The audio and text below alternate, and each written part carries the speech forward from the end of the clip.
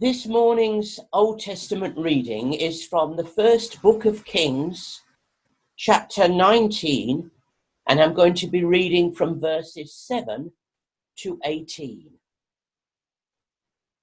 The angel of the Lord came back a second time and touched Elijah and said, "Get up and eat, for the journey is too much for you." So he got up and ate and drank. Strengthened by that food, he traveled for 40 days and 40 nights until he reached Horeb, the mountain of God.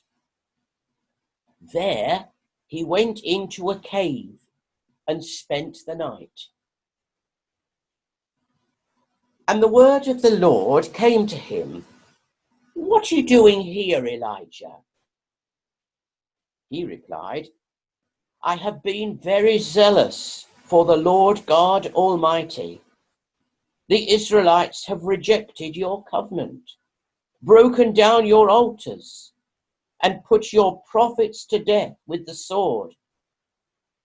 I am the only one left, and now they're trying to kill me too." The Lord said, "Go out and stand on the mountain in the presence of the Lord, for the Lord is about to pass by." Then a great and powerful wind tore the mountains apart and shattered the rocks before the Lord. But the Lord was not in the wind. After the wind, there was an earthquake. But the Lord was not in the earthquake. After the earthquake came a fire. But the Lord was not in the fire. And after the fire came a gentle voice.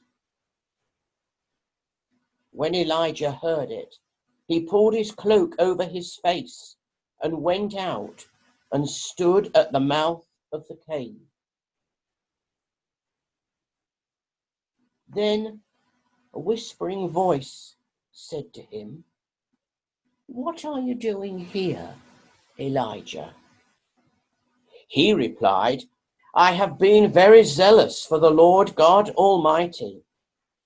The Israelites have rejected your covenant, broken down your altars, and put your prophets to death with the sword. I am the only one left, and now they're trying to kill me too." The Lord said to him, "Go back the way you came and go to the desert of Damascus. When you get there, anoint Hazael king over Aram.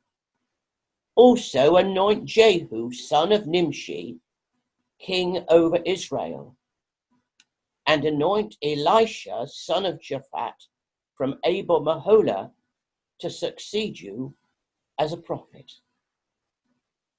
Jehu will put to death any who escape the sword of Hazael, and Elisha will put to death any who escape the sword of Jehu.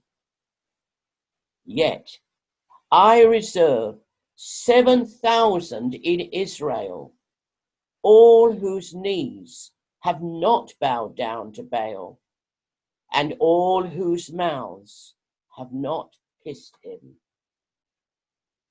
This is the word of the Lord. Thanks be to God. Amen.